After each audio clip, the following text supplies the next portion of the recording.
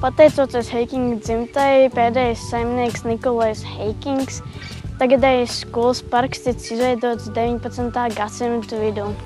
Parkā var izzināt un izpētīt dažādu sugu kokus, piemēram, atrast Veimūtas priedi, kā arī sastopami dažādu sugu dižkoki.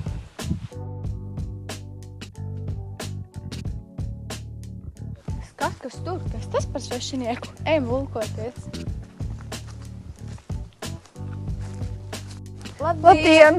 Ko es šeit meklēt? Vai jūs esat apmaldījies? Mēs jūs redzam pirmo reizi. Esmu svešinieks mūsu pusē. Izskatās kā brīnojot koks. Brēnga egla, vai ne? Das ist pagaidiet. Ein Moment. Man sauc Pēteris. Ich bin Heikings. Und Nikolais Heikings ist mein Grandvater. O, vācietis un arī runā latviski. Un mūsu paša barona mazdēls. Gods jūs satikt, Kitija. Un samāt. Tas ir sēkla. Izskatās pēc dīžeklas. Zakom, parādīšu Veimūtas priedi. Es atceros, kā to eglu mans tēvs stādīja. Viņš man stāstīja stāstus.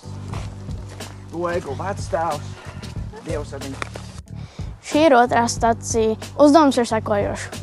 Jums ir jāatrod Veimūtas priede 12 metru radījusā no šīs stacijas. Kā atrast un atpazīt šo priedi? Veimūtas priedes šķiekuri atšķiras no parastās priedes šķiekuriem. Šķiekuru paraugs atrodas kasītē. Aplūko to un lai izdodas atrast šo priedi.